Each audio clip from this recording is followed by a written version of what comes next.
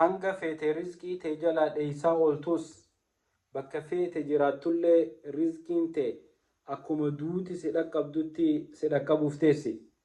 Rabbi subhaanahu wa ta'aala osoo ati garaa haadha teetii keessaa hin bayini rizqii tee gaafa ati guyyaa 120 eega ruuhin sitti afuufamtee garaa haadha teetii keessatti ruuhin sitti afuufamte booda rabbi rizqii teetii fi booddee teetii fi qubsuma kee akhiraa hunda sii katabe obboleessa kiyya obboleetiiti.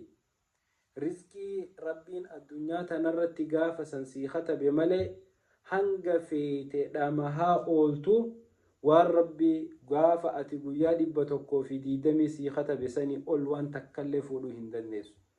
Hanga feete saamaa ooltus, hanga feete hataa ooltus, hanga feete gashii gootee waliin dhawaa ooltus waanuma rabbi ganama duraa san sii katabee harkachuuf teessa obboleessa kiyya obboleetiiti.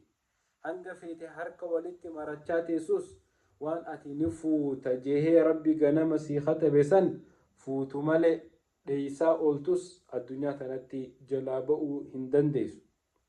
Obboleeyyan kiyya رسول ربي صلى الله عليه وسلم حديث كل خيستي أكن جتشنو همن قال صلى الله عليه وسلم لو أن ابن آدم هرب من رزقه كما يهرب من الموت لأدركه رزقه كما يدركه الموت يا رسول ربي صلى الله عليه وسلم وسو علمنا ما رزقي راخن ليس تاتي كما يهرب من الموت akkuma ilmi namaa du'a sodaa dheefa du'aa waan hin goone hin qabnetti rizqiin tun nan arkin je'ee ganamaa fi galgala dheefa rizqii goda kaanii kaan seenullee yoo ta'e la adrakahu rizquhu rizqiin isaa goda inni jirutti itti dhufti takkaan goda ati feete seentullee si dhaqqabuuf teessii kamaa yudrikuhu lmawt akkuma duuti sitti dhuftutti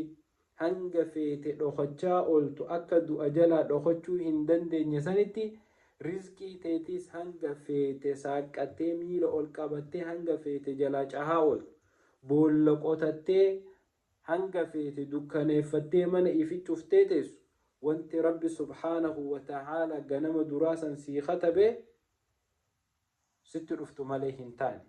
Kanaaf obboleeyyan kiyya rizqii barbaaduun karaa halaaliin waan rabbiin jaalatu sosso'anii yaa rabbii kiyya na razaqi jechuun harka maratanii taahuu dhabuun rizqii halaal barbaaduun waan rabbi jaalatu. Ammoo rizqiidhaan harkadha qabeenyaan heddummeeffadha jettee waan rabbiin hin jaalanne hundaahuu yoo daleyte wallaahi waan ganama duraa sii katabame san malee waan takkallee fuudhuuf hin teessu.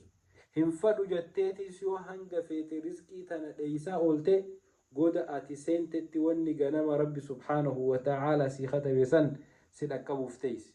Tanaaf obboleeyyan kiyya rizqii kanama razzaqu rabbi aylii ati qabduu miti, humna ati qabduu miti, heelaa ati qabduu miti, shawwadaa ati beeytuunii miti ka rizqiin dhuftu. Rizqii kanama razzaqu rabbi gaafni inni rizqii tee murteesse ammoo gaafa ati guyyaa 120 garaa haadha teetii keessa ta'a. Osoo ifa addunyaa kana ati hin arkin rabbi rizqii tee murteessee jira. Kanaaf warra addunyaa tanarratti rizqii halaal kasabatu rabbi nu haa godhu. Assalaamu alaikum.